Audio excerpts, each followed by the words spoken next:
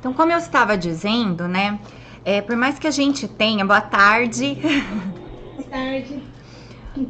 Por mais que a gente tenha, assim, bastante assunto para falar sobre risco social, porque eu acho que a gente tem um exemplo muito grande do que está acontecendo agora no momento da Covid-19, que é em relação ao risco social, né? Então, vocês podem perceber que é realmente uma atitude individual que vai se refletir para a coletividade. Então, dá para ver o quanto que realmente a dignidade do outro implica na nossa própria dignidade.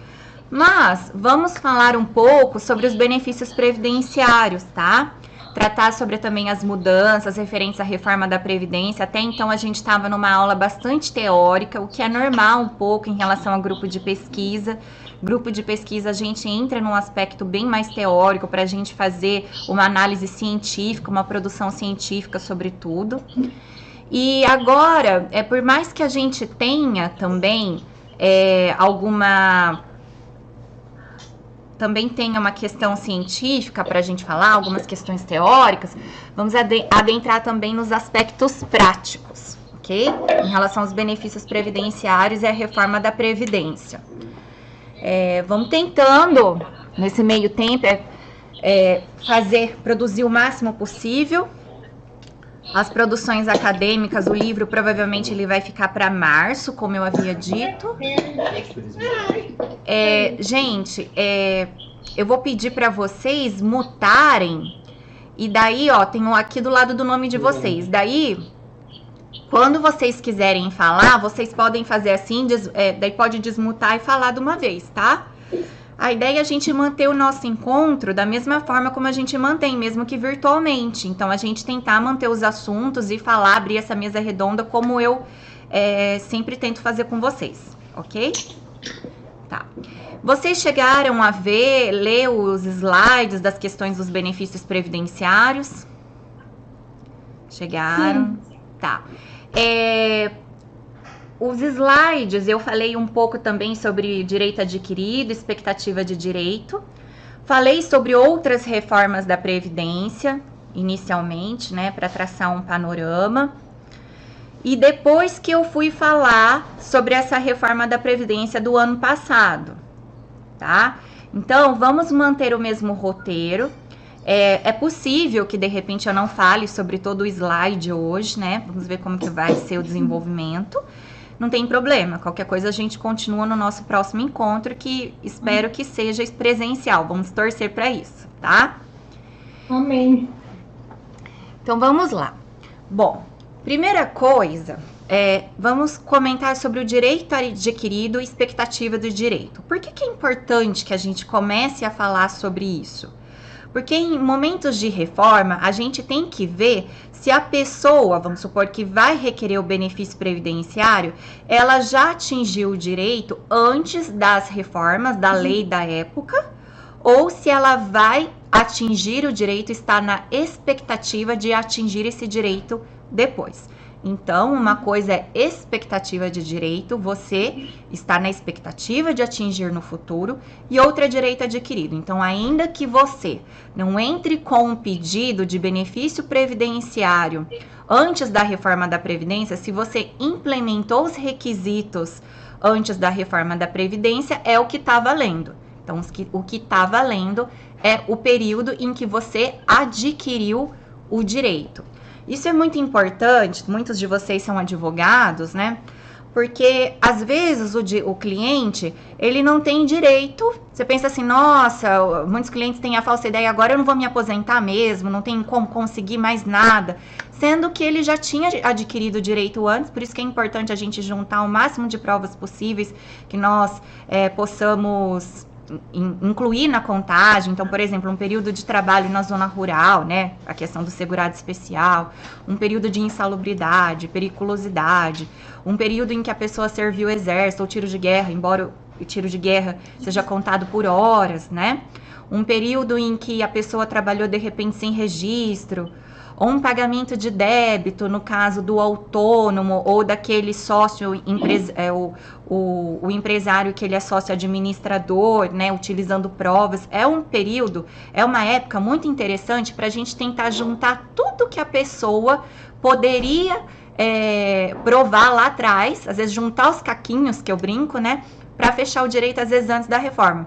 Tem pessoas que quase não teve o seu direito tão atingido drasticamente com a reforma. Agora, tem clientes que, por exemplo, a pessoa ia aposentar daqui 3 anos, eu já peguei vários casos, ela vai se aposentar daqui 13, de repente. Então, é bem legal que a gente tente usar o máximo de provas, comprovar o direito lá atrás, para dar o direito a esse cliente. Até porque a gente vai ver não só uma questão de completar os requisitos, mas também em relação à renda. Então, houve uma mudança muito grande em relação à renda com a reforma da Previdência. E existem 4 regras de transição, por exemplo, na aposentadoria por tempo de contribuição.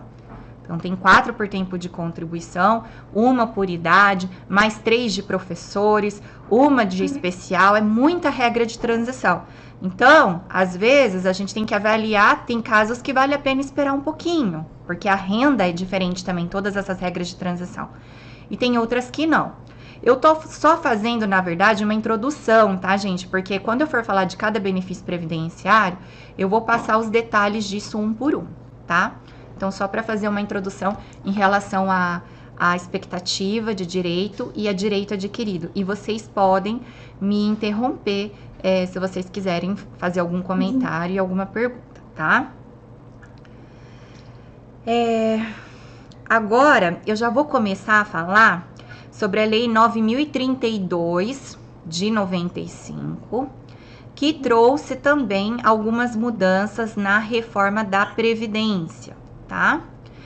Nessa época, as alterações mais significativas foram em relação aos benefícios de acidente de trabalho e aposentadoria especial. Eu tô aqui me baseando nos slides que eu mandei para vocês. Até pensei em colocar ele aqui na tela, mas eu acho que assim fica mais próximo para vocês. Não acham melhor? Porque daí a gente se fala e daí eu vou... Vocês podem abrir também na tela de vocês os slides, se vocês quiserem, tá?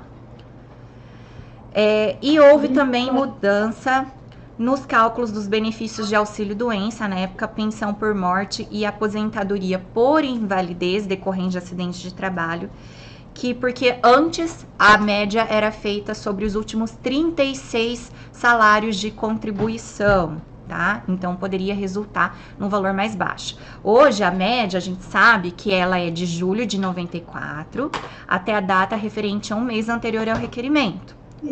Como que era um pouquinho antes dessa reforma da Previdência? Você descartava os 20% dos menores salários, então antes de 12 de novembro. Agora entra nessa média 100% de todos esses salários. Então, por aí a gente já está saindo perdendo. Os cálculos dos benefícios, eles já estão sofrendo uma defasagem por si só, tá? E o que mudou na lei, voltando lá na Lei 9.032 de 95? Então, o auxílio-doença, que ele variava de 80% a 92%. Então, a partir de então, ele foi para 91%. A aposentadoria por invalidez foi para 100%. Agora, com a reforma, a gente teve uma outra alteração, porque a aposentadoria por invalidez, ela não é mais aquele 100%, né, de fato. Porque ela vai entrar naquela regrinha dos 60%, mais 2% do que ultrapassar a carência. A carência de 20 anos, no caso do homem. Então, tem gente que vai aposentar por invalidez agora com muito menos do que iria se aposentar antes da reforma da Previdência, tá? Dessa reforma atual. Deixa eu continuar aqui, ver o que mais...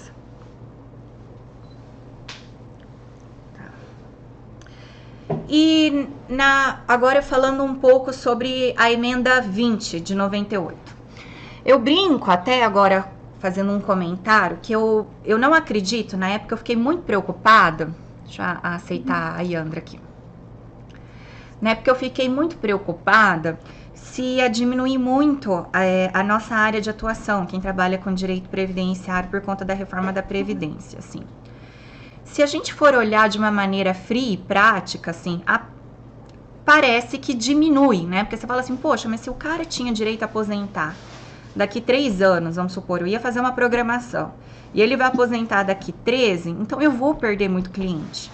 Mas a gente vai ter tantas questões para se judicializar, para discutir, tem tanta coisa que é discussão se é constitucional ou não, se está respeitando os direitos fundamentais, que eu entendo que a médio prazo, na verdade, o nosso serviço ele vai aumentar. Até porque é muito difícil as pessoas saberem, inclusive, trabalhar com esse número de regras de transição e os cálculos eles estarem corretos. E por que eu digo isso? Já que a gente está falando da emenda 20, quando veio essa emenda 20, né, 16 de dezembro de 98, a emenda do Fernando Henrique Cardoso, todo mundo pensou que o direito previdenciário não teria mais campo de atuação. E foi aí que os advogados mais conseguiram atuar, porque muitas das regras, das legislações na época, elas não vingaram, porque novas decisões, novas interpretações jurídicas que os juízes começaram a implementar. Então, é uma reforma muito nova, tem muita coisa ainda para acontecer, né? Se a gente for parar para pensar, a gente está falando aí de 4, 5 meses, e ainda no meio de um caos desse, então é muito pouco para a gente se basear.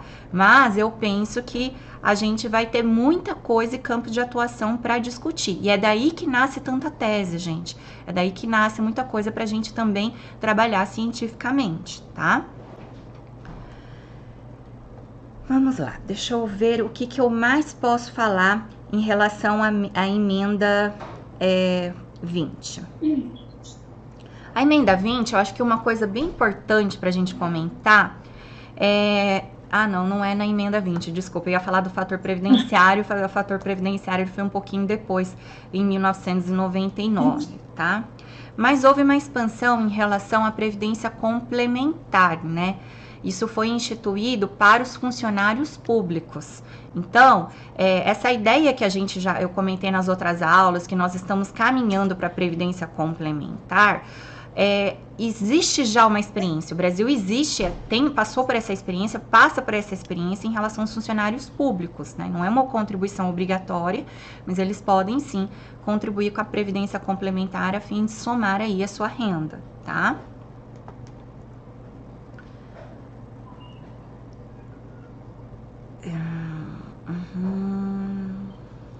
Deixa eu ver então.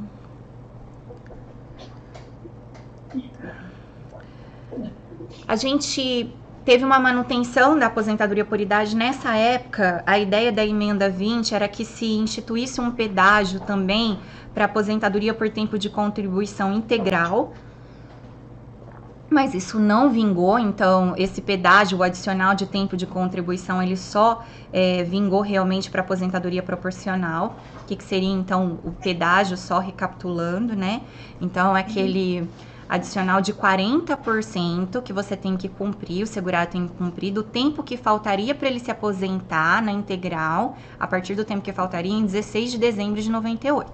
Então vamos supor que faltaria para essa pessoa se aposentar 10 anos, então vão faltar, na verdade, 14 anos e não 10 anos.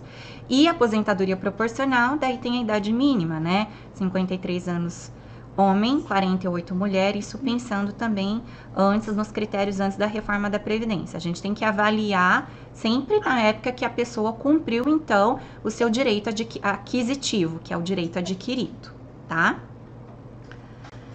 Houve a manutenção também da aposentadoria do professor, tá? A ideia era que também modificasse isso, mas não vingou. E a gente conseguiu manter, na época, a paridade de salários para os servidores públicos, né? A gente sabe que depois, quando já teve o governo do Lula, isso mudou, mas até então a gente conseguia ter a paridade de salário. Paridade de salário para os funcionários públicos é aqueles que poderiam se aposentar de acordo com o seu último salário. Tá? Então, vamos supor que você ganhava na época 20 mil reais, era possível que aquela pessoa continuasse a receber, seu último salário foi 20 mil reais depois de aposentado. E o tempo de serviço mudou também a nomenclatura, ele deixou de ser tempo de serviço e passou a ser tempo de contribuição, né? Porque, por exemplo, vamos pensar então num segurado facultativo. Vou aceitar aqui o Adriano. Segurado facultativo, ele vai ter direito à aposentadoria, mas ele não tem tempo de serviço, ele pode estar em casa, um estudante, uma dona de casa pode estar contribuindo. Então, se fechou a contribuição, tem o direito ao benefício de aposentadoria.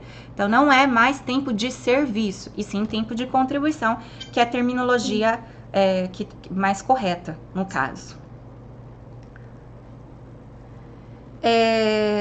Tá. E daí foram estabelecidas também uma idade e tempo de contribuição mínimas para os servidores públicos nessa época, tá? Em relação à aposentadoria por tempo de contribuição, então as mulheres deveriam ter no mínimo 55 anos de idade e os homens 60 anos de idade. Tá, agora vamos falar sobre a Emenda Constitucional 41. Essas reformas anteriores eu vou falar mais rapidamente, porque não é o enfoque do nosso estudo, tá? Então, quando eu for tratar de benefício por benefício, a gente vai falar mais da reforma de agora, tá? Isso aqui é só para fazer uma contextualização histórica para vocês. Então, a Emenda 41 de 2003, nessa época foi instituído o Conselho Nacional de Desenvolvimento Econômico e Social, né? Que era para debater as políticas públicas e tratar o desenvolvimento do país. E daí foi tratado também sobre o projeto de lei complementar, que ele entrou em vigor de fato nessa Emenda 41, tá? Que é aquela dos funcionários públicos que eu comentei com vocês, tá? E os segurados que eles tivessem uma renda superior a 10 salários mínimos, então eles poderiam complementar a sua renda. Gente, essa Emenda Constitucional 41, a maior parte da mudança dela foi em relação aos funcionários públicos mesmo, tá? Não foi muito em relação ao regime geral, foi mais dos funcionários públicos. E quem que poderia participar do Fundo de Previdência Complementar? Quem não era obrigatório, né? Eles poderiam aderir, então era facultativo, tá? E deveriam pagar a sua cota parte correspondente, né? Ao valor que gostaria depois de complementar e aposentar no futuro. Daí houve uma ampliação nesse período da idade mínima, de 48, mulher, que era antes, para 55 anos, homem de 53 para 60. Teria que cumprir também um tempo de contribuição mínimo de 30 anos mulher, 35 homem. Eu tô falando isso em relação ao federal, tá? Claro que cada um tem o seu estatuto específico, mas estou falando do federal. Não tinha mais a paridade de salários, que a gente comentou. Então, quem entrou no funcionalismo público depois dessa época perdeu a questão da paridade de salário. Daí, mais uma vez, bom, no caso a pessoa teria que entrar e ia falar do direito adquirido. Então, direito adquirido é para ver se a pessoa, de fato, entrou antes da mudança dessa lei, tá? Se ela cumpriu esses requisitos antes da mudança dessa lei. Tinha um teto máximo também, pensão de militares, e redução de 5% do benefício para quem não possuísse uma idade mínima. Agora, eu, na verdade, não trabalho muito com aposentadoria de funcionário público. Lá no escritório é mais o meu irmão, né? Então, só para fazer uma contextualização, regime geral e regime próprio, eles são bem diferentes, né? Agora, com essa reforma da Previdência, tá bastante similar algumas coisas. Então, vamos lá.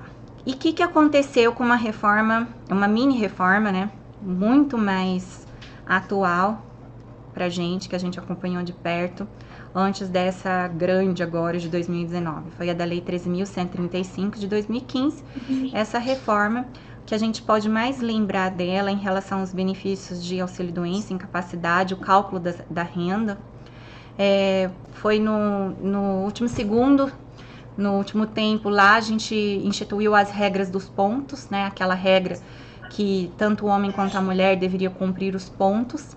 Antes da reforma da Previdência, a mulher, na época que foi instituído, deveria cumprir 85 pontos em idade e tempo de contribuição, sempre lembrando que no mínimo 30 anos de contribuição, e o homem 95 pontos.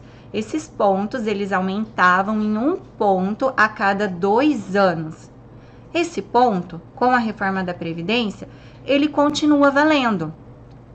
Só que então, agora ele vai aumentar 1 ponto por ano, e ele já tinha aumentado. Hoje o ponto que está vigorando na regra, em uma das regras, das 4 regras de transição da aposentadoria por tempo de contribuição, é que o homem deve completar 97 pontos e a mulher 87 pontos, tá? Outra coisa, gente, esses pontos, porque na época foi um tiro no pé, né? Porque se antes a pessoa ela tinha direito a aposentar com fator previdenciário, né? Então, quer dizer, a pessoa às vezes cumpria o direito, mas tinha que cumprir um fator previdenciário, sua renda caía lá embaixo, né? O fator previdenciário, que ele é baseado no tempo de contribuição do trabalhador, idade dele, versus expectativa de vida do brasileiro, quase sempre diminui a renda da aposentadoria do segurado. E nessa época, quando foi instituído o ponto, na verdade a gente tinha uma alternativa a mais. Então, aqueles que às vezes iam pagar um fator previdenciário ruim, que nem sempre é ruim, às vezes tem fator previdenciário positivo, ele agora podia fugir do fator previdenciário se completasse os pontos, tá? Mas a gente já percebia que com essa mini reforma, que provavelmente a aposentadoria por tempo de contribuição, ela ia deixar de existir com o passar do tempo. E por quê? O homem teria que completar mulher 95 pontos e o homem teria que completar 100 pontos. Só que se a gente fizesse a somatória, era a idade da pessoa que teria direito a se aposentar por idade. Então a gente percebia que somando isso, na hora que estabilizasse esses pontos, seria o mesmo tempo, a mesma idade de quem se aposentasse por idade, porque você tem que cumprir o mínimo de 30 anos mulher, 35 anos homem, tá? E foi isso que aconteceu também com essa reforma da Previdência. Então, a gente tem as regras de transição, mas na regra definitiva, né, da aposentadoria voluntária, o que a gente percebe? Que não tem mais aposentadoria por tempo de contribuição. Então, a aposentadoria por tempo de contribuição, que só existia, ainda de certo modo existe no Brasil, Equador e Hungria, ela ia deixar de existir com o passar do tempo, tá? E o que mudou também em relação à Lei 13.135, o benefício de pensão por morte, né?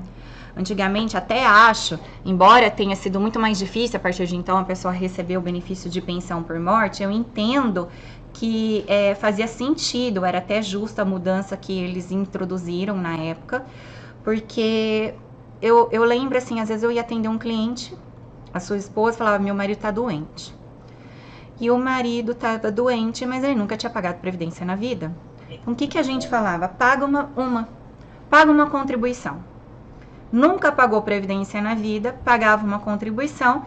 De repente, essa esposa receberia o benefício de pensão por morte para o resto da vida para uma pessoa que pagou previdência uma vez na vida. Tá? E às vezes num valor alto. E por outro lado, às vezes uma pessoa que pagou previdência por 30 anos e porventura veio a perder a sua qualidade de segurado, aquele período em que a pessoa tem que comprovar que está contribuindo com a previdência, tem um período que a pessoa pode ficar sem contribuir com a previdência, mas não pode ser o período de graça, não pode ser um período tão alto, depende de cada situação. Então, segurado facultativo, por exemplo, né? Posso passar depois uma tabela para vocês, tá? Ele pode ficar 8 meses e 15 dias sem contribuir. Um empregado, por exemplo, com menos de 10 anos de contribuição, ele pode ficar 14 meses e 15 dias sem contribuir. Aquele que tem mais de 10 anos de contribuição ou de repente vem a receber um seguro-desemprego, pode ficar 26 meses e 15 dias sem contribuir. Então, existem algumas regras específicas. E já peguei casos assim, em que eu tô atendendo o cliente, ele vai atingir o direito à aposentadoria, vamos supor, daqui a 1 ano e meio. Eu falo pro cliente, olha, você vai atingir o direito à aposentadoria por idade, mas o senhor tá sem seguro da Previdência. Se o senhor falecer, se o senhor ficar doente, não vai receber benefício de auxílio-doença, não vai receber pensão por morte, sua família não vai receber pensão por morte. E o que acontece, gente? Ele não paga. Passa um tempo, vem a esposa. Meu marido morreu. E daí, olha só o que a gente vê na lei. Uma pessoa que contribuiu por 30 anos com a Previdência, vamos supor, faleceu, estava sem seguro e não gerou direito à pensão por morte. E antes da mudança dessa lei, uma pessoa que pagou uma contribuição, ou seja, tem um que ficou por 30 anos contribuindo, juntando seu dinheiro e nunca vai reverter para a família, e aquele que pagou uma vez para a Previdência vai receber o resto da vida. Então, a mudança da lei foi, não mudou para aquele que recebe, que pagou por 30 anos e porventura perdeu qualidade de segurado, né? Teve um caso que eu fiquei assim consternada na hora que eu vi, e acho que a gente vai conseguir resolver por conta de algumas provas, porque o cliente entrou com pedido de auxílio doença, juiz julgou incapaz e fixou data de incapacidade. Então, por isso a gente vai, de repente, tentar provar que tinha direito a um benefício previdenciário, um auxílio doença, comprovar esse seguro a partir de então. Mas tem casos que não tem o que fazer. E é uma tristeza, tá? Então, e a partir dessa lei, o que mudou também? A questão da carência. Precisava comprovar 2 anos de união estável em relação a companheiros, né? E também ter 18 contribuições à Previdência Social, né? Porque aquela historinha de que, paguei uma e tenho direito, ela não existe mais, tá? E daí só também a pensão nem sempre mais era vitalícia. Então, como que ela era vitalícia? Quando o dependente tivesse a partir de 44 anos de idade. Então, tem uma tabela lá, que é o período que a pessoa pode receber, né? Por exemplo, de 30 a 44 anos,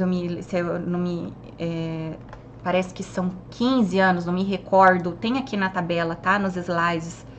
Aqui, 3 anos a pessoa tem direito a receber quando ela tem menos de 21 anos de idade, 6 anos entre 21 e 26, 10 anos entre 27 e 29, 15 entre 30 e 40, 20 anos entre 41 e 43, e tendo mais de 44, daí vai ter direito à pensão vitalícia. A ideia na época debatia muito a questão das viúvas jovens, né? Porque geralmente é a mulher, quase sempre é a mulher que fica viúva, e não são muitos casos dos homens, né? Os homens geralmente, eles morrem antes do que as mulheres na maioria dos casos, então por isso que debatia muito isso, e as mulheres dependiam muito deles, né?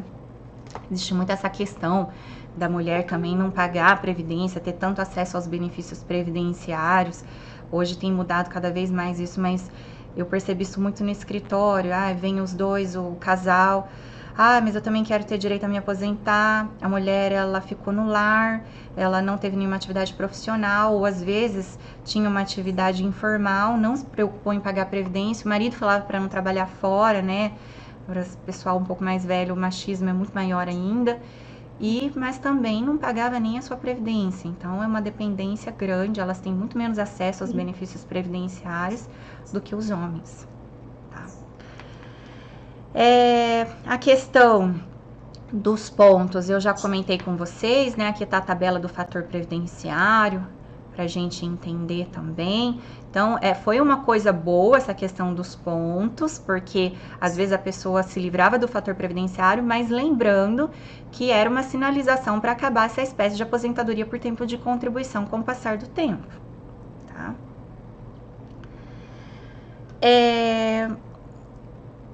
E também tem uma outra coisa, gente, para quem não comprovasse a carência de 2 anos de união estável, a pessoa também não deixaria de receber nada, ela poderia receber só que por 4 meses somente, tá? E agora, o que eles queriam também fazer na época dessa lei 13.135? É que o benefício de pensão por morte ele deixasse de ser integral. Isso não vingou, mas não demorou muito. Agora, com essa reforma da Previdência, ele realmente a depender da situação, se é superior a um salário mínimo, juntamente com outro benefício, quer dizer, na verdade ele deixa de ser integral porque ele é 50%, mais 10% por dependente, certo? E se ele for acumulado com outro benefício, o segundo benefício de menor valor, ele também não vai ser mais integral. Tá. Eu acho que eu voltei aqui sem querer, espera aí. Tô me baseando aqui nos slides para eu não me perder em tantas mudanças. Tá. Vamos então agora falar sobre essa reforma da Previdência de agora e sobre os benefícios previdenciários, então? Alguém quer comentar alguma coisa, falar a respeito de algo? Não? Tá. Então vamos lá. Então, no dia 12 de novembro de 2019, entrou essa reforma da Previdência, para terror de muitos brasileiros. E houve uma mudança enorme na Previdência Social. E a gente vai tratar de benefícios por benefícios. Então, como eu comentei, a ideia é acabar com a aposentadoria por tempo de contribuição. Então, vai ter uma regra definitiva, somente uma espécie de aposentadoria, que seria aposentadoria, vamos tratar como se fosse uma aposentadoria por idade, tá? A ideia era igualar a idade da mulher e do homem, mas isso não passou para frente. Então, a mulher vai se aposentar com 62, aumentou 2 no caso da mulher. O homem continua se aposentando com 65 anos de idade. A ideia também era que o homem passasse a ter que contribuir por 20 anos com a Previdência e a mulher continuasse na carência de 15. Mas isso não tá vingando no momento, né? Então vai ter mais pra frente alguma coisa disciplinando em relação a isso, mas enquanto isso tá valendo a questão dos 15 anos, tá? E outra mudança, regra geral, embora exista algumas particularidades, alguns cálculos, algumas regras de transição, em relação ao cálculo. Então, o cálculo 60%, aquela média que a gente falou de julho de 94 até a data referente ao mês anterior ao requerimento. Dentro dessa média, sem descartar os 20% dos menores salários, a gente vai pegar 60% mais 2% por ano que ultrapassar a carência, e nesse caso a gente utiliza os 20 anos no caso do homem e os 15 anos no caso das mulheres. Tá? Tem um projeto de lei que a ideia é que tenha o descarte por um período. Então, você continua tendo descarte por 2 anos, depois você continua tendo 10% de descarte por mais 2 anos, e depois, então, que não teria descarte. Mas, por enquanto, isso não tá valendo. Então, o que a gente tem que pensar é que, nesse momento, não tem descarte. Daqueles 20% dos menores salários, entra tudo no cálculo, tá? Agora voltou. Tá.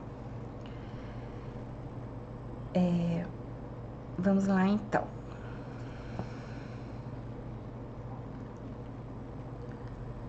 Deixa eu pegar já em relação aos benefícios previdenciários. Vamos começar, então, com a aposentadoria por invalidez. Então, conforme eu já comentei com vocês, o benefício de aposentadoria por invalidez, o requisito, o critério para você ter direito é o mesmo de anteriormente à lei. Então, você tem que comprovar sua incapacidade para o trabalho total. Então, ela não é temporária, ela é permanente, na teoria. Porque a gente sabe que a qualquer momento pode ter uma perícia, e se eles entenderem que você retomou a sua capacidade para o trabalho, eles podem cortar esse benefício de aposentadoria por invalidez. Mas, em regra, ela não pode ter um caráter temporário, e sim ter um caráter permanente. E o que mudou muito é em relação aos cálculos. Então, ela não é mais 100% dessa média, que ainda tinha os 20% dos menores salários. Não vai ter o descarte, e vai ser os 60% mais 2% do que ultrapassar a carência. Então, tem gente que vai receber 60% da média sem considerar os descartes. Então, às vezes, tem gente que vai receber metade do que iria receber antes, tá? Então, imagina só que é um segurado que ele tá ali bem doente, não tem condição de trabalhar, ele vai ver a sua situação de vida com uma mudança muito grande, às vezes ele não vai ter direito, inclusive, para comprar os seus remédios não fornecidos pelo SUS, ou tratamentos médicos que não são tão fáceis assim de obter, né? Não sei se vocês estão percebendo, vocês já voltaram a atender alguns clientes? Não sei, não é todo mundo aqui que é advogado, mas o que eu tenho percebido também, gente, é que agora tá difícil de pedir documentação médica para o cliente, né? Porque agora os postos, se antes já era difícil de você obter a documentação médica, quem dirá agora? Porque eles param tudo para atender os casos da Covid. Então, eu tô tendo uma certa dificuldade agora em conseguir esses documentos. Eu vou professora. Então, a questão da falta de documentação, né, acaba quase acabando o período de carência da pessoa e depende desse documento para entrar, né? E por causa do Covid fica parado, né, atendimento médico. Então, o cliente meu está quase acabando o período de graça dela e eu não tenho os documentos para entrar. Você tá falando em relação à prorrogação? Aqui, quando você agenda a prorrogação?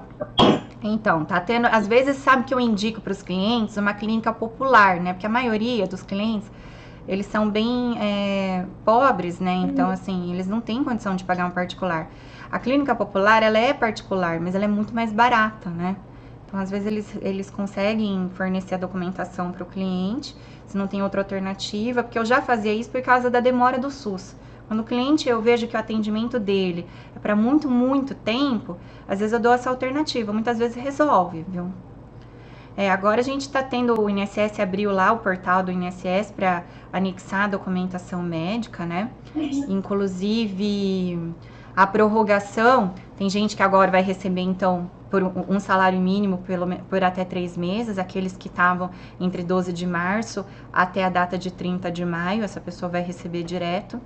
E já que a gente está falando de benefício por incapacidade, o que a gente tem que pensar em relação à Covid-19? A gente tem que pensar que agora parece que os testes estão demorando em torno de uns 2 dias, né? Mas antes, eles estavam demorando uns 10 dias. Então, a mera suspeita, ela de repente já gerava o direito ao benefício por incapacidade. Por um outro lado, se você for comprovado que está com a Covid-19 e você está dentro da sua casa e o seu trabalho ele é perfeitamente realizável dentro da sua casa, porque não é todo mundo que fica mal, não é todo mundo que fica incapaz. Então, tem gente que, de repente, vem até a Covid-19, só que a pessoa ela é assintomática, ou ela tem um resfriado muito leve e ela consegue desempenhar suas atividades profissionais normalmente, só não pode ficar perto de nenhuma pessoa. Então, por exemplo, aqui eu estou desempenhando uma atividade profissional. Então, vamos supor que Deus me livre eu tivesse com esse problema, mas eu não tivesse com sintoma, porque tem gente que nem sabia, tem gente que descobriu depois, que por acaso teve que fazer o exame. Nossa, eu tava, mas que estranho, eu não senti nada. E essa pessoa pode trabalhar, então isso não gera uma incapacidade. A ideia é a mesma. Para você ter direito a um benefício por incapacidade, você tem que comprovar a incapacidade. Então, não é a doença. Eu posso estar doente, mas isso não quer dizer que eu estou incapaz para o trabalho. E isso também é o caso da Covid aí. E não tem essa questão dos 15 dias, né? Porque ficava a critério do empregador os primeiros 15 dias. Sempre, o benefício por incapacidade é assim. Não é assim que se aplica no caso da Covid-19, tá? Então, desde o início já fica a critério do INSS, já fica a responsabilidade do INSS em garantir esse benefício. Aqui tá falando sobre o cálculo. Lembrando, até no de adicional de 25%, gente, aquelas pessoas que recebem aposentadoria por invalidez, mas que necessitem de auxílios de terceiros, então tem um adicional de 25%. Essa questão do adicional de 25% é muito polêmico, né? Porque vira e mexe tem decisões que estendem essa garantia aos benefícios de aposentadoria por idade, por tempo de contribuição, e logo depois, passa pouquíssimo tempo, eles deixam de garantir, e assim vai, é uma briga constante em relação a isso. Tá.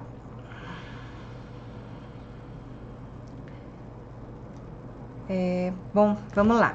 daí em relação ao benefício de auxílio acidente, tem que lembrar que ele possui, gente, natureza indenizatória. Ele não é então assim, ele não substitui a renda do trabalhador.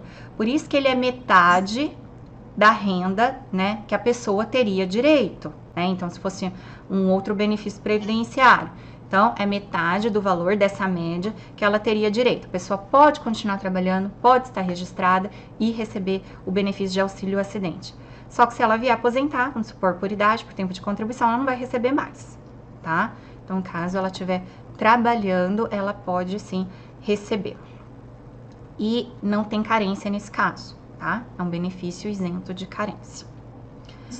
Já que a gente está falando de benefícios isentos de carência, eu vou falar sobre alguns benefícios, algumas doenças que elas estão isentas de carência.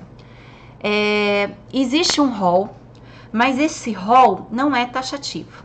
Então, como tudo no direito, a gente tem que avaliar a interpretação jurídica. Então, a gente tem que ver a gravidade dessa doença. O artigo 26, né, dessa lei, da Lei 8.213, ela colocou no inciso 2º algumas doenças que podem ser isentas de carência. Então, a exemplo, vou ler aqui para vocês, a tuberculose ativa, hanseníase, alienação mental, esclerose múltipla, hepatopatia grave, neoplasia maligna, cegueira, paralisia irreversível, cardiopatia grave, doença de Parkinson, nefropatia grave, síndrome de deficiência, AIDS, contaminação por radiação. Já que a gente está falando da AIDS, a AIDS nem sempre gera direito ao auxílio-doença, né? Ou às vezes até direito ao benefício assistencial, que eu vou falar mais pra frente, né? Porque mais difícil ainda o benefício assistencial, que a gente tem que comprovar uma deficiência com um prazo um pouco mais prolongado. Hoje o tratamento da AIDS ele tá tão avançado que existem pessoas que elas não têm prejuízo algum para sua vida, né? Ela toma medicação, toma um coquetel de medicação e elas não sentem prejuízos na sua vida. Eu ouço casos de pessoas que conviveram por 30 anos com a doença sem saber que tinha doença, né? Uma vez eu ouvi um relato de uma médica me contando isso, de uma paciente que ela atendeu. Então, era na verdade um homem esse, né? Porque quase sempre a gente tá fazendo mais exames de rotina, os homens que demoram um pouco mais para fazer esses exames de rotina, em regra. E não sabia que tinha AIDS. Então, a AIDS, gente, embora seja aí, tá escrito como um rol, doença que é isento de carência, uma doença isenta de carência, nem sempre ela gera direito ao benefício. Existe aquela questão da carga viral, né? Uma vez atendi uma cliente que ela estava comentando que, inclusive, ela e o namorado não tinham proteção, ela tinha AIDS. Essas pessoas, geralmente, elas não falam, né? Porque a questão da AIDS, hoje em dia o problema ele é muito mais de uma marginalização social do que do que propriamente de uma questão física. Então, assim, eu tenho clientes que estavam muito doentes, sim, por AIDS, né? Eles e faleceram em virtude das complicações da AIDS, mas, por outro lado, tem outros que eles não têm mudança alguma na sua vida. E eu fiquei, na época, muito impressionada, que ela me falava que ela e o namorado não faziam nenhum tipo de proteção, mesmo sabendo que ela tinha AIDS, e ela tinha AIDS. E ela até dizia que porque a carga viral não era ativa e que fazia um exame certo. Bom, de qualquer maneira é arriscado, mas o que eu quero dizer é que, só lembrando que realmente nem sempre a pessoa está incapaz. Então, aquela ideia de que a doença por si só não gera direito ao benefício por incapacidade, auxílio-doença, aposentadoria por invalidez. Se porventura perceber uma gravidade muito grande da doença, de repente poderia fazer tentar um benefício, mesmo que a pessoa não tenha carência, e fazer o pedido e avaliar a interpretação jurídica no caso, tá? E agora vamos falar sobre Até aqui tudo bem? Alguém quer falar mais alguma coisa? Porque eu vou falar sobre benefício de aposentadoria por tempo de contribuição. Professora? Pode falar. Será que existe a possibilidade do coronavírus ser concedido independente de carência também? Esse tipo de coisa não dá pra gente falar objetivamente, né? Porque é muito novo. Mas se eu fosse apostar né? como uma tese, eu entendo que sim. Né? É uma situação atípica e emergencial. Eu acho que é uma coisa, inclusive, gente, é um tema que vocês podem abordar aí no artigo de vocês, tá? É porque eu estava pensando sobre isso justamente por conta da carência e, ao meu ver, também seria possível, independente de carência, por conta de ser uma situação atípica. E ela é como se ela estivesse dentro daquele rol taxativo, né? Quer dizer, dentro daquele rol que eu comentei não é taxativo, aquilo lá é um exemplo. Então, dizer que é uma situação grave de estado de calamidade pública que foge do controle e tentar inserir a pessoa para receber o benefício independente da carência. Tá bom, muito obrigada. Imagina. Então, agora... pode falar. Só para acrescentar realmente a questão do HIV, eu conheço 2 pessoas que têm HIV e a carga viral deles é negativa, é 0. Então, eles transmitem para outras pessoas. Nem conseguem transmitir. Não consegue, né? Quando é negativa, né? Foi isso que essa cliente comentou mesmo. Eu até estava comentando com uma outra amiga que é psicóloga, e ela fala que ela tinha paciente que ela atendia que era a mesma situação, tanto que daí a mulher ela tinha desde a infância, daí ela teve um filho natural, não era inseminação artificial, todo mundo sabia que ela tinha AIDS, e porque a carga era negativa. E daí não passou pro filho também, fez todo um cuidado para que não passasse. Tá. Então, vamos continuar agora em relação à aposentadoria por tempo de contribuição. Esse sim é um assunto bem extenso, eu acho que vai ser o mais extenso. Provavelmente a gente vai deixar para o próximo encontro talvez a questão do benefício de aposentadoria especial e todos os outros benefícios. Mas vamos lá comentar então sobre esse benefício. Eu trouxe uma definição do professor Vladimir Novaes Martinez. É o meu que tá com esse barulho, gente? Computador? Acho que sim. Eu acho que sim. Ai, é que na verdade esse computador é do meu marido, ele que tá com esse zoom aí que mexe, instalado aqui. E ele saiu, mas vamos tentar. Tô com medo de acabar a bateria. Vamos lá. O que seria a aposentadoria por tempo de contribuição? Então, ele fala que é um benefício por tempo de contribuição que assume caráter distributivo em forma de poupança coletiva em favor do indivíduo. Caracteristicamente, salário diferido resulta de poupança somente pelo segurado durante os anos de trabalho em termos sociais. Por isso, se recomendado, venha apoiar-se no regime de capitalização. O que na verdade ele está querendo dizer? Que é uma vez que eu contribuo, depois de X anos contribuindo, eu tenho direito a esse benefício. Vou tentar ver como que eu faço para tirar isso. Meu Deus do céu. O que será que está acontecendo aqui? Provavelmente é bateria mesmo.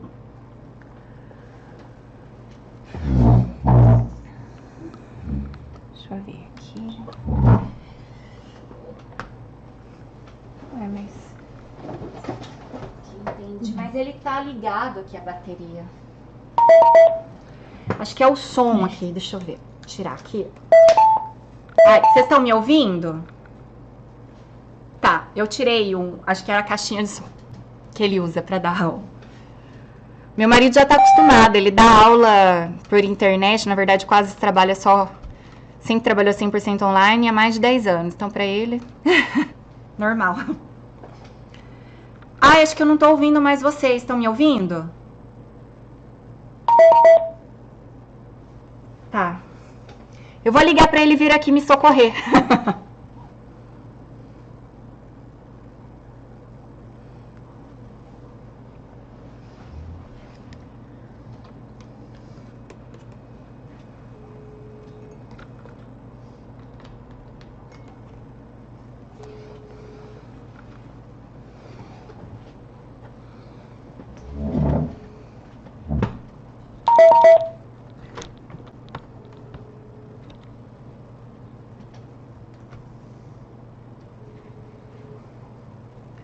Bom, daqui a pouco ele vê, vamos continuar. Depois, quando ele atender, ele tenta me ajudar. Por isso que mudou muito, gente, a questão do termo, né? Que na emenda 20 mudou de tempo de serviço por tempo de contribuição. Então, você vai adquirir o direito, é como um seguro. Você vai adquirir um prêmio, né? Então, depois de você contribuir por determinados anos, cumprir o requisito, você vai somar essa poupança e depois você vai sacar esse dinheiro em forma de aposentadoria, tá? Daí, então, agora eles colocaram a questão da idade mínima, mas antes era realmente o tempo mínimo que você viesse a contribuir.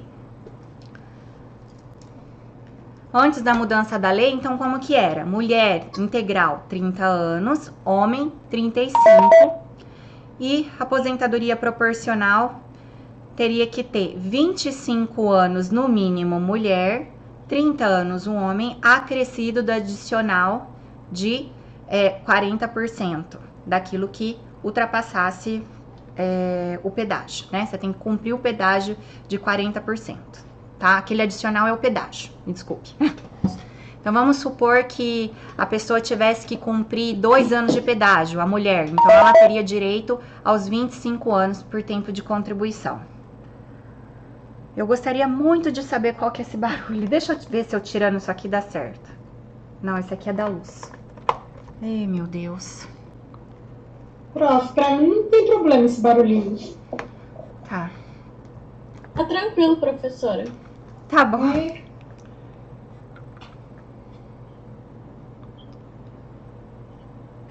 Tá. Vamos falar então sobre agora a regra de transição. As 4 regras de transição da aposentadoria por tempo de contribuição. Então, vamos falar primeiro sobre a mais fácil, tá? Da gente memorizar, né? Aquela que seria mais próxima da pessoa atingir o direito. Se vocês quiserem acompanhar no slide, eu fiz o quadrinho lá, mas... Que é aquela que a pessoa falta 2 anos para se aposentar. Tanto o homem quanto a mulher. 2 anos em relação à aposentadoria integral, tá? Aquela que falta 2 anos, basta você completar 50% de pedágio. Então, 50% do tempo. Aquele pedágio no que a gente estava falando, só para entender, da aposentadoria proporcional, que seria 40% do tempo que faltaria para a pessoa se aposentar na integral. Aqui, no caso, 50% do que faltaria para a pessoa se aposentar na integral, ela vai cumprir a mais. Então, uma mulher que tenha 28 anos de contribuição, então estava faltando 2 anos para ela se aposentar na integral. Ela entra nessa regra de transição. Ela tem direito a essa regra de transição. Mas ela vai ter que cumprir 50% do pedágio do tempo faltante. Então, se faltavam 2, vão faltar, na verdade, 3 e não 2. Atenção, esse caso tem fator previdenciário, tá? Eu lembro que quando houve a mudança da lei, eu fiquei pensando assim, nossa, mas o legislador não percebeu. Para um monte de gente vai valer a pena a pessoa esperar.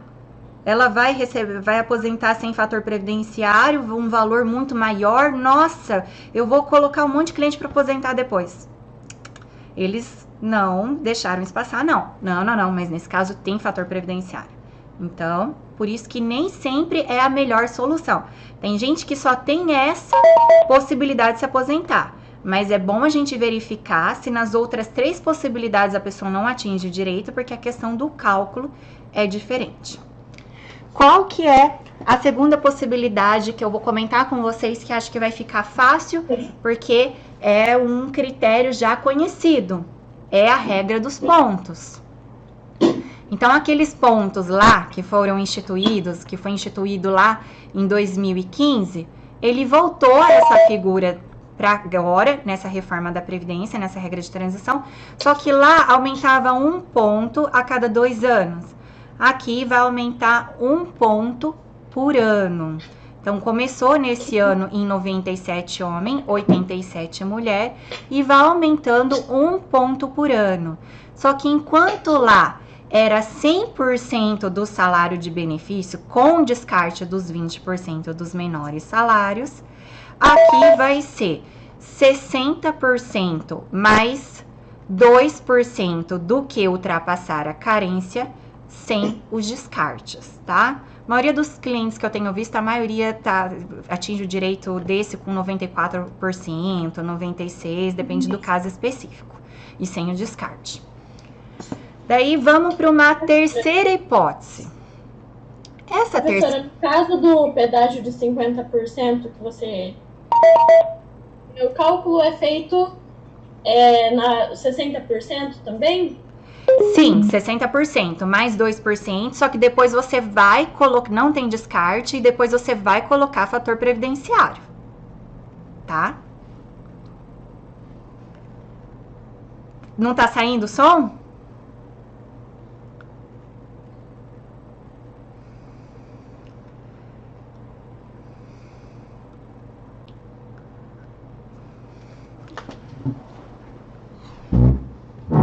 Gente do céu.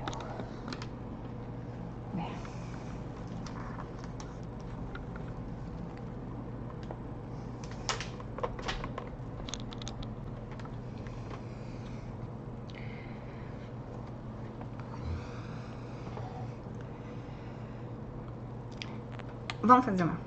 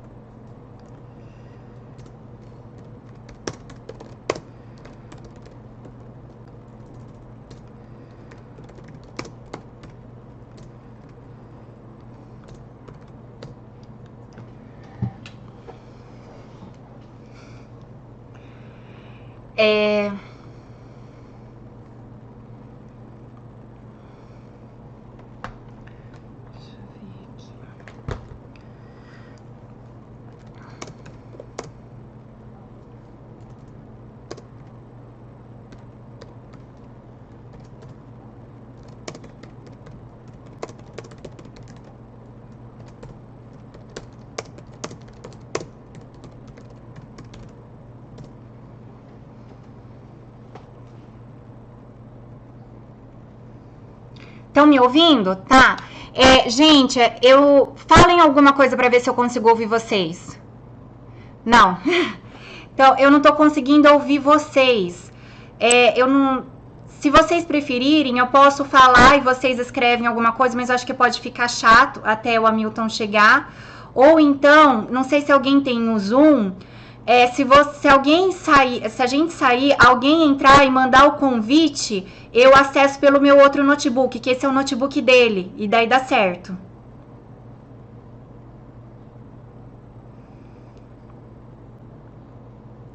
Tá, se vocês... Tá, então eu vou continuar falando enquanto ele não chega, porque ele deve ter esquecido o celular, porque ele não atende. E eu já olhei pra tudo quanto é coisa, que eu não sei por que parou. Não sei sem querer eu... Unmute. Eu não sei o que aconteceu aqui, que tá tudo mutado.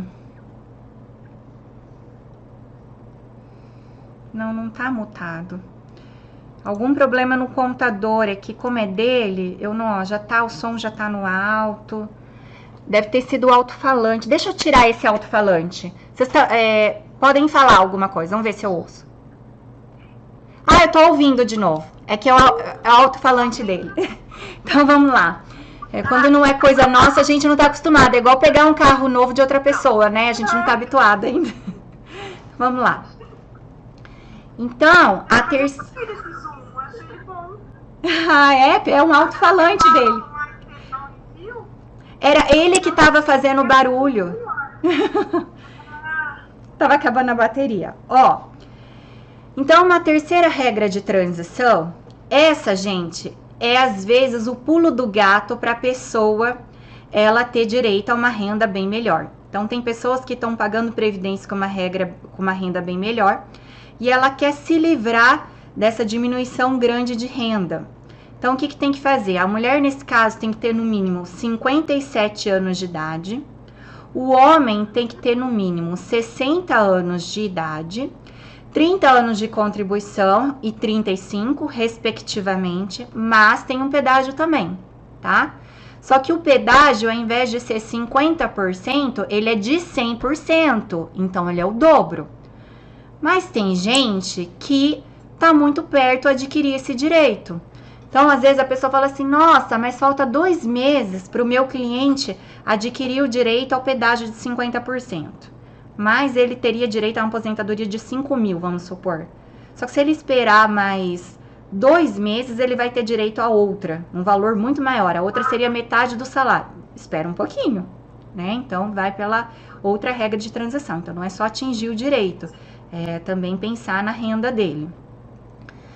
E, por fim, a quarta regra de transição é quando a mulher tem 56 anos de idade, o homem tem 61 anos de idade, 30 anos de contribuição em 35, respectivamente, e daí vai aumentar um ponto, um ano na idade, a cada 6 meses a cada ano, desculpa, tá? É similar a como a regra de transição da aposentadoria por idade.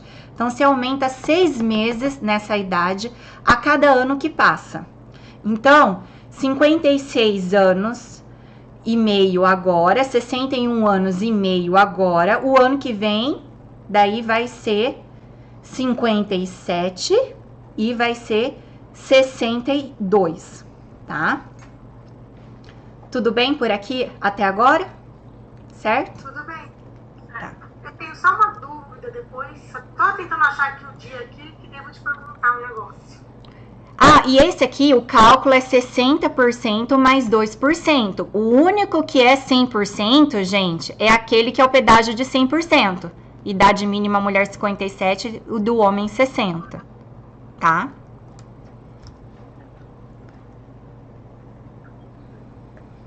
Tem que ver qual que é o percentual de cada um, para ver qual que vale mais a pena. Professora, eu tenho uma dúvida, assim, do INSS com essa mudança. Gente, ó, já que a gente faz tipo uma mesa redonda, eu vou até tomar o meu vinhozinho aqui, tá? Vocês não se importam, não, né? Então, eu tenho uma dúvida. Posso falar? Pode falar. Então, assim, eu tenho 20, em agosto eu fiz 338 contribuições, é 236, ou seja, dividido por 12 dá 28 anos, sim, correto? 336 dividido por 12 dá 28 anos, né? Em agosto do ano passado. Tá. Em agosto foi certinho 336. E eu tenho aqui guardado que eu dei print da tela. E daí em setembro falava que eu tinha, né, os 13, daí ia aumentando e ia, enfim, progredindo. Agora, em abril, eu tirei, né, fiz o print da tela, agora dia 13, enfim, e deu que eu tenho 342 meses de carência. Tudo bem, correto, né? Só que não deu, deu que eu tinha 28 anos. Depois eu esperei uma semana, eu tirei de novo, agora deu que eu tenho 27 anos e 9 meses. Ou seja, tá uma bagunça ainda nesse INSS, porque não é possível que eu com 342 meses de carência não vou ter 28 anos, né? Deve ter alguma coisa, ou o INSS errou o cálculo, ou assim, às vezes você tem alguma contribuição que não foi paga em dia, alguma contribuição que foi pago abaixo do salário mínimo. Essas contribuições, por exemplo, pagas abaixo do salário mínimo, é só você pedir para emitir guia de complementação. Daí você consegue resolver. Tem que pegar um CNIS, ver se não tem nenhuma crítica lá. Né? O CNIS, ele tem lá a sinalização das críticas. Sim. Para ver se seria algum caso e você entrar com pedido de complementação, logo já no requerimento da aposentadoria você vendo que adquiriu o direito. Tá? Ver se é a questão do direito adquirido, né? Que pelo que eu entendi, você está pensando numa proporcional. Não, porque no meu caso falta 1 ano e 8 meses. Ah, tá. Você não tem a idade mínima do proporcional antes da mudança da lei. Não, eu já tenho fiz 48 em julho. E você tinha cumprido o pedágio para aposentadoria proporcional? Não, para proporcional eu não tenho, acho que, direito. Tá, então seu pedágio era maior do que esse período que você tinha de 28 mesmo? Sim, é. Tá. Tentar ver se não dá para incluir algum período lá atrás também, né? O único período que eu fiquei sem pagar foi o período que eu fiz mestrado. E eu ganhava a bolsa da CAPES. Ah, tá. Aí, só que a CAPES me pagava de uma maneira muito estranha, porque em dezembro eu ganhei 3 salários da CAPES. Parecia que eu tava ganhando férias, 13º e o meu salário. É muito estranho. Tá, tem que ver também como que foram feitas essas contribuições previdenciárias para você poder somar, tá? No seu salário de contribuição lá no requerimento da aposentadoria. Eu não sei se falta só um ano, não querendo te desanimar, se falta só um ano e pouco para você se aposentar, porque tem que cumprir aquelas regras de transição lá, né? Eu não sei se você adquiriu o direito. Sim, lá, então, isso que confunde, que é o que a gente tá conversando, porque tem um lá que fala que falta 13 anos, um tem que falta 7 anos e 9 meses, outro diz que falta 8, e esses, né, falta 2 anos e pouco, um ano e pouco, então é isso. Tá. Então tá, obrigada, prof. Vou dar mais uma conferida no meu 15. Imagina. Ó, já que nós estamos falando sobre aposentadoria por tempo de contribuição, um monte de espécie, né? Quando a gente vai falar também de aposentadoria especial, ela se refere à aposentadoria por tempo de contribuição. Mas vamos falar agora um pouco sobre a aposentadoria do professor. Esses foram bem prejudicados com a reforma da Previdência, bastante. Que assim, se a gente for parar para pensar, vamos pegar um exemplo da aposentadoria especial, né? De repente a pessoa não fecha o direito na regra de transição da aposentadoria especial, não adquiria a idade mínima para a regra definitiva da aposentadoria especial, mas a gente converte o período até 12 de novembro de 2019, essa também questão está pendente da gente ver se vai modificar ou não no futuro. Antigamente, com a reforma com a emenda 20, não era possível, por exemplo, que a gente convertesse como especial períodos posteriores a 28 de abril de 95. Isso não vingou, né? Então, começou a chover um monte de ação e isso não deu certo, tá? Na verdade, abriu mais campo de atuação para os advogados ainda. Quem sofre, na verdade, são os segurados, né? E o professor, o que acontece? Ele não consegue ter essa alternativa, igual uma pessoa que está numa função insalubre e periculosa. A gente não consegue mais converter atividades de professor depois de 18 de junho de 81. Esse é o posicionamento majoritário, né, como especial. Então, você tem que cumprir o tempo mínimo como professor na função de magistério, sempre lembrando que o professor universitário ele não adquire esse direito. E ele não consegue daí fazer essa conversão e inserir nas outras hipóteses de regras de transição da aposentadoria por tempo de contribuição, como a gente faz às vezes em questão da aposentadoria especial. A minha mãe tem um caso de uma professora que faltava 2 dias para ela adquirir o direito e teve a reforma da Previdência. E agora a gente está indo na justiça para tentar ver se uma interpretação jurídica faça uma interpretação analógica às outras espécies de aposentadoria por tempo de contribuição. Então, por exemplo, ela que cumpra 50% do pedágio naquela regra de transição e consiga se aposentar, porque daí ela já perdeu o direito ao INSS por 2 dias e a legislação ela está completamente prejudicial a esses trabalhadores, porque não existe razoabilidade nenhuma nesse caso, tá? Então, é um critério extremamente objetivo, ou cumpriu ou não cumpriu, e acabou e perdeu e não tem para onde correr. Eu acho que isso não vai vingar com o passar do tempo. E tem que sempre lembrar das atividades equiparadas a magistério, tá?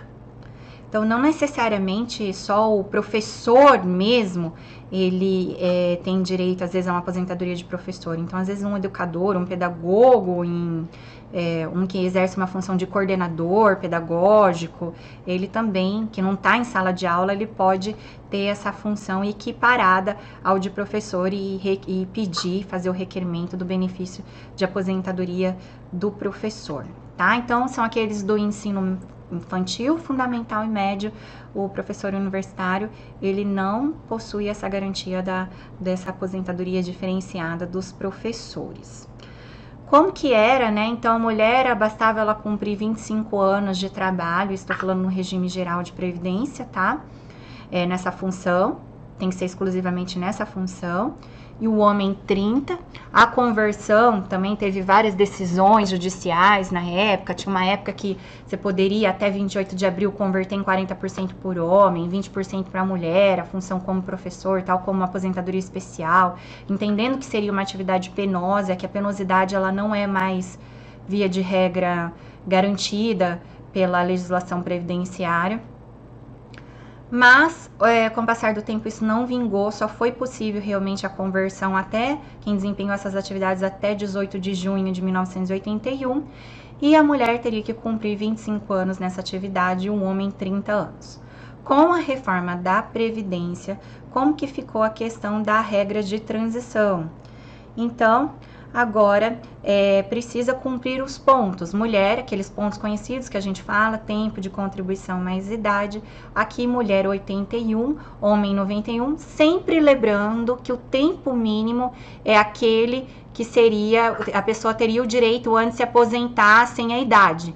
Então, tempo mínimo 25 anos mulher e 30 anos o homem. Daí, completando 81 mulher, 91 homem, atingiria o direito, só que esse ponto também vai aumentar por ano, assim como ocorre na aposentadoria, na regra de transição da aposentadoria por tempo de contribuição comum.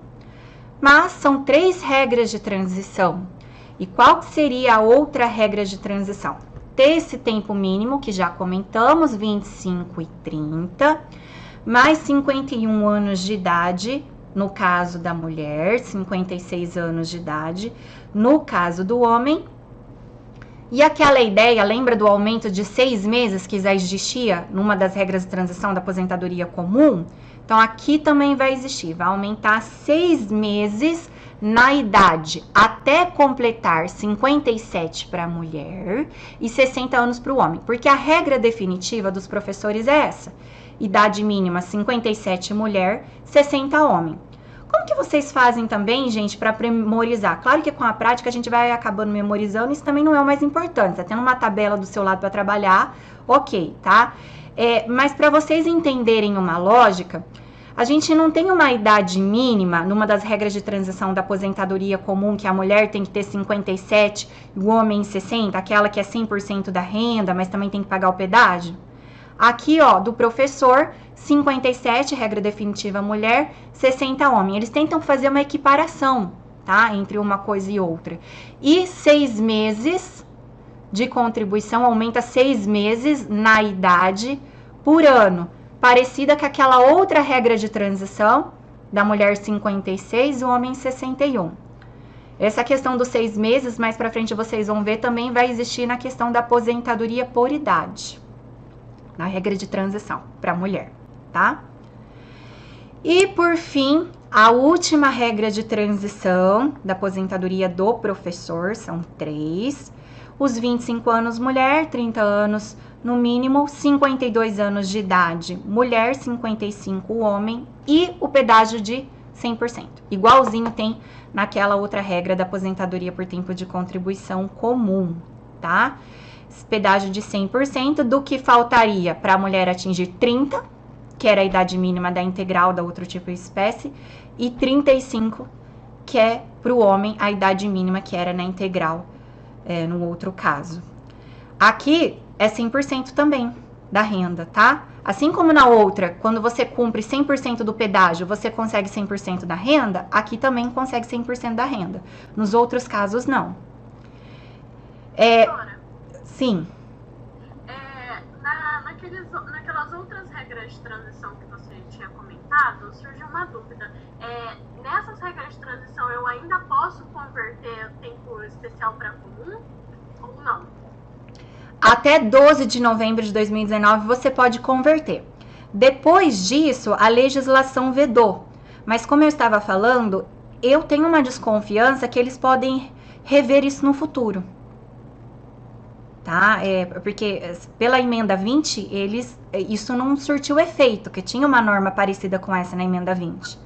Então, eu tenho...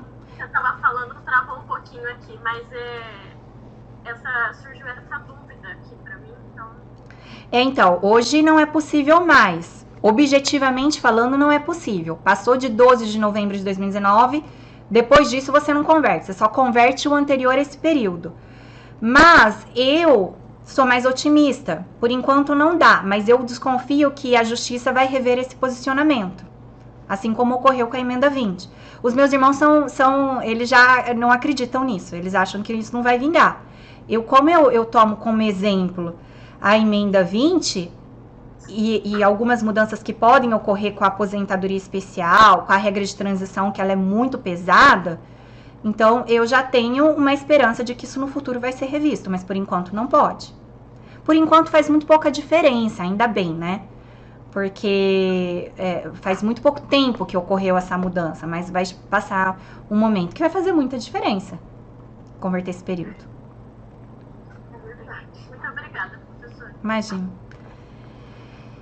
Então, gente, tá muito complicado de entender, é muita regra, muita coisa, não? Eu tenho entendido, eu tenho estudado há um tempo já, mas ainda assim eu acho algumas regras complicadas.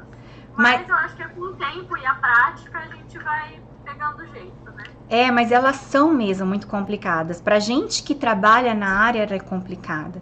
E eu acho que agora eles vão precisar do nosso trabalho, os clientes, mais do que tudo, porque é muito difícil.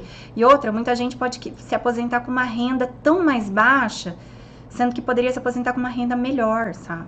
Então, o que aconteceu comigo num caso era que, por conta de 15 dias depois ela completava 60 anos, 15 dias depois da reforma. Uhum. Então, a renda dela ia ser um valor mais ou menos de R$ 2.500, e depois da reforma, por ser a média dos 60% salário, 60% mais 2% a cada 15 anos, baixou para 1.700.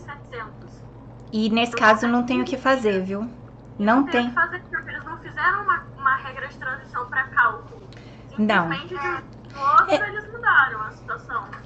O que eles estão querendo fazer com aquela outra emenda, eu não lembro o nome certinho, mas aquela outra emenda, naquele projeto de lei lá, é que tem a questão do descarte por um período, né? Então, por mais 2 anos, teria descarte de 20%, depois mais 2 anos, descarte de 10%, mas essa questão dos 60% mais 2% continua, né?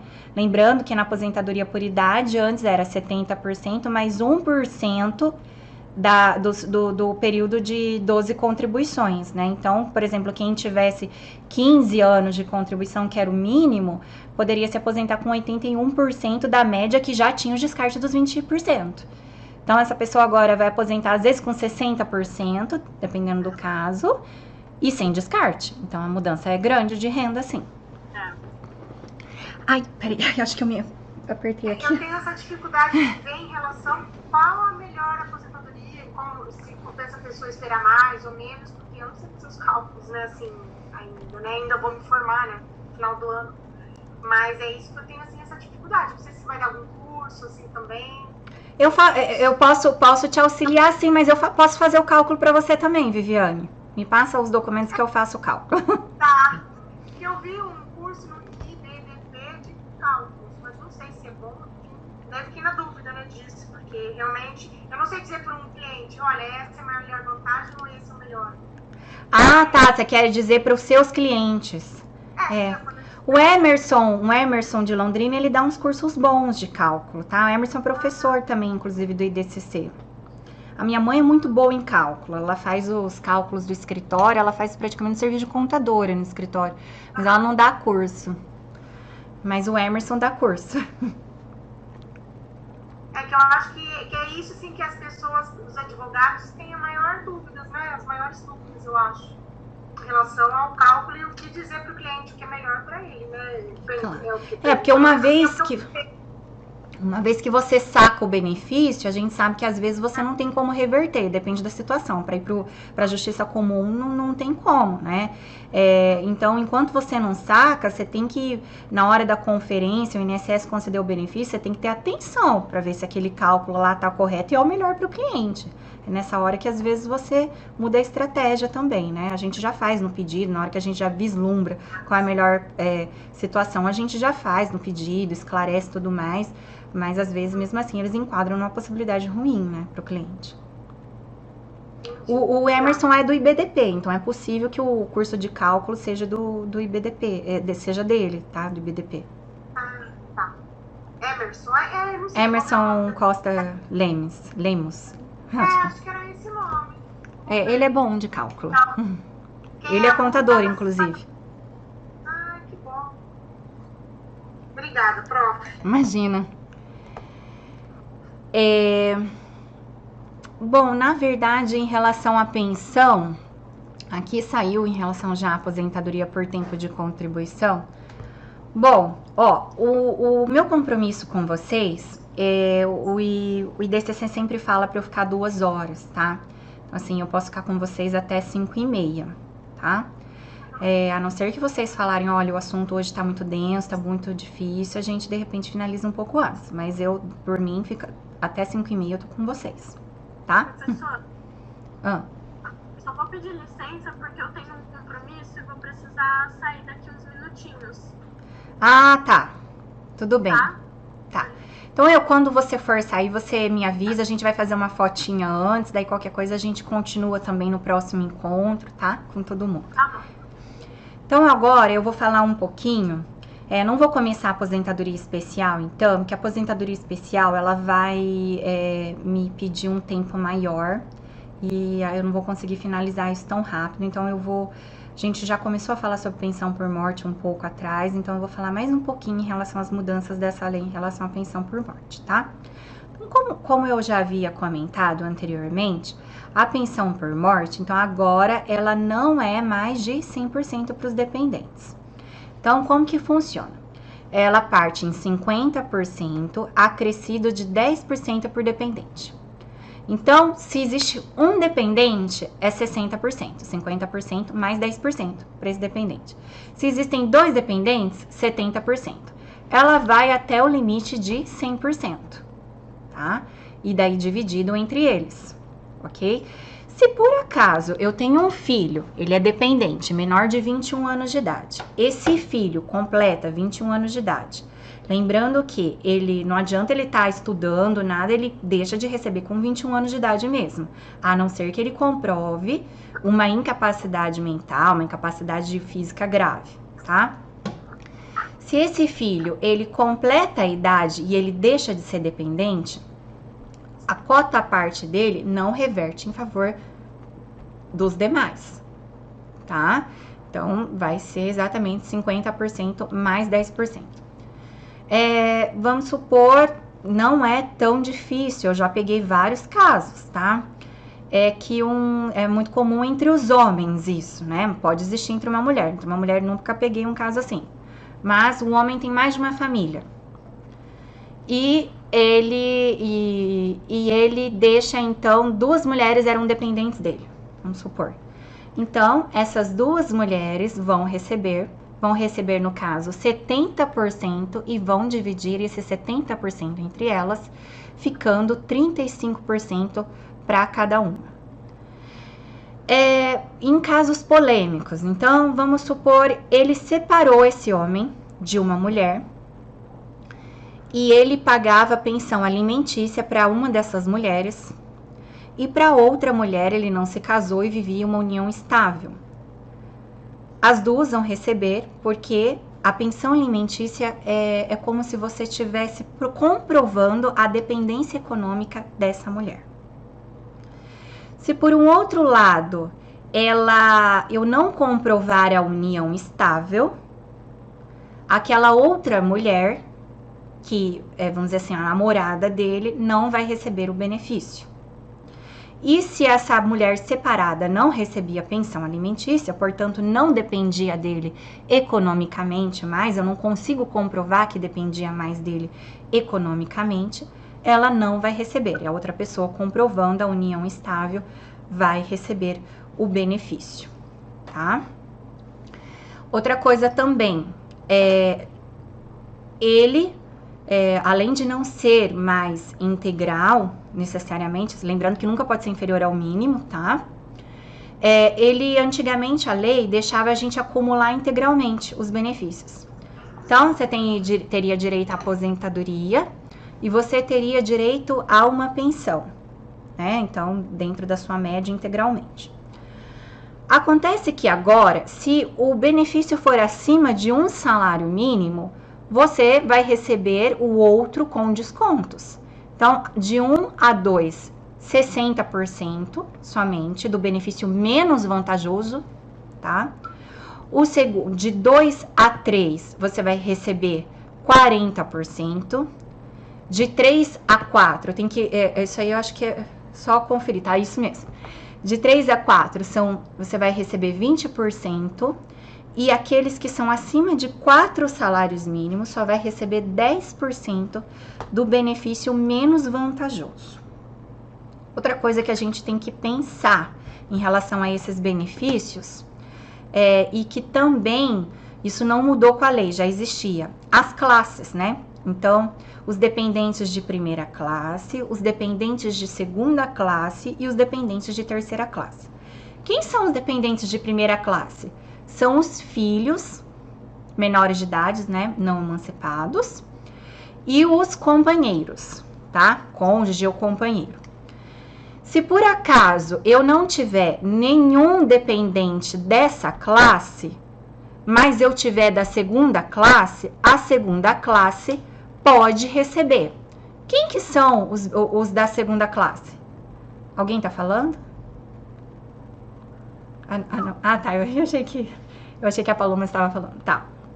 Os da segunda classe são os pais, né? E os da terceira classe são os irmãos menores de 21 anos ou não emancipados, demonstrando, gente, que dependem, no caso desse irmão, tá?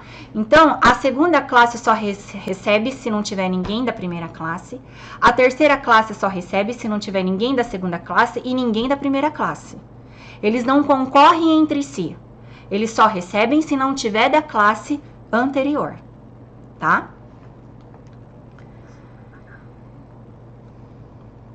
Certo? Professora, eu vou pedir licença que eu vou precisar me ausentar. Tá, então vamos fazer o seguinte, porque agora, a partir de então, eu ia já falar, eu teria que partir para a questão da aposentadoria especial. Então, nós vamos fazer uma foto nossa. E daí a gente continua a partir da nossa outra aula, tá? Lembrando também a questão dos LGBTs, tá? Isso é pacificado no direito previdenciário. O direito previdenciário, ele geralmente está bem à frente do direito civil. Quando o direito civil ainda demora para discutir uma situação, o direito previdenciário já pacificou o entendimento. É completamente aceito a união estável de casais LGBTs, tá? Vamos lá fazer a foto. Peraí que eu vou pegar aqui.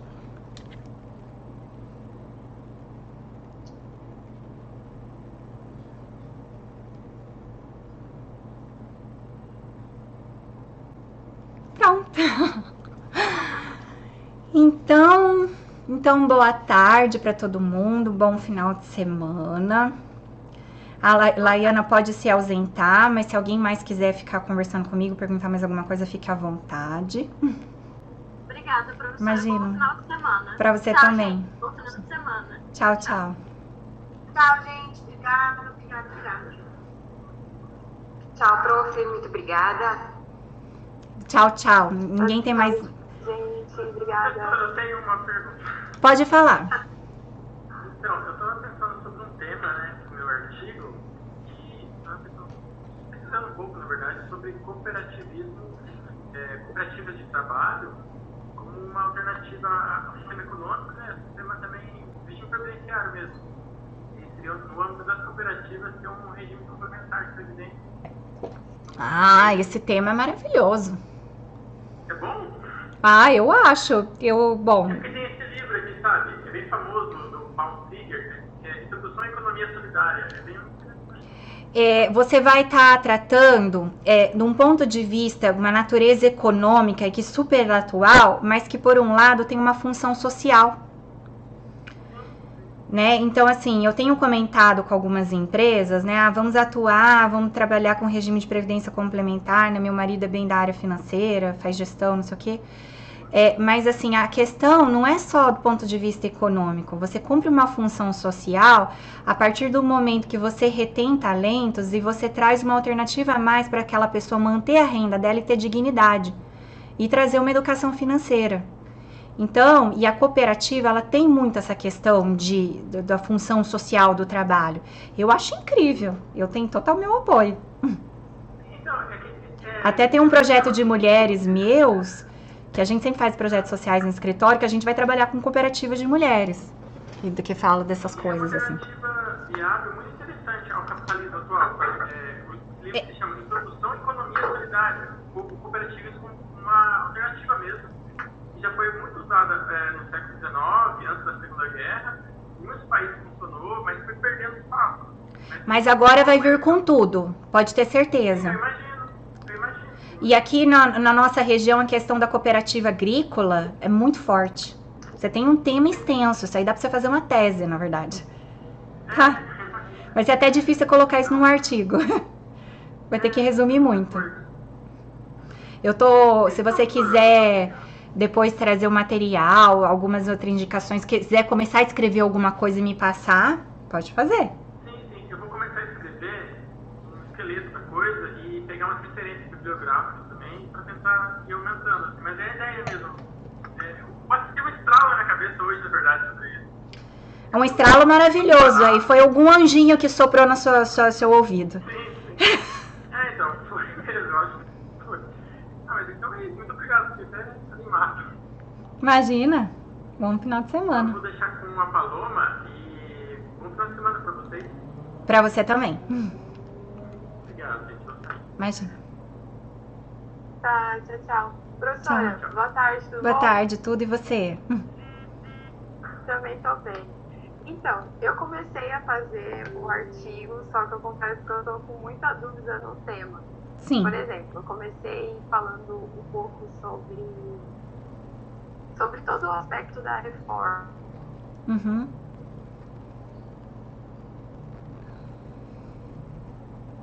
Ixi, cortou.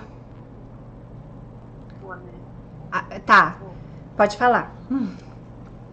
Ah, tá. Daí eu já fiz toda essa linha histórica, contando tudo que aconteceu. Uhum. E agora eu queria, por exemplo, falar alguma coisa relacionada aos princípios. Por exemplo, dentro da reforma, por exemplo, qual foi o princípio mais afetado, sabe? Aí eu tava dando uma olhada no material dos benefícios e até a questão da explicação que eles deram para a reforma, que foi todo esse déficit e tal. Só que eu tô um pouco perdida, eu confesso. Tá, e você tem uma sugestão do que você acha, qual que foi o princípio mais afetado? Só para eu entender a sua linha de pensamento. Por exemplo, eu acho que a questão da solidariedade, do princípio da solidariedade, eu acho que foi muito afetado. Uhum. O princípio do tempus regi actum, por exemplo, toda essa questão da regra de todas as regras de transição.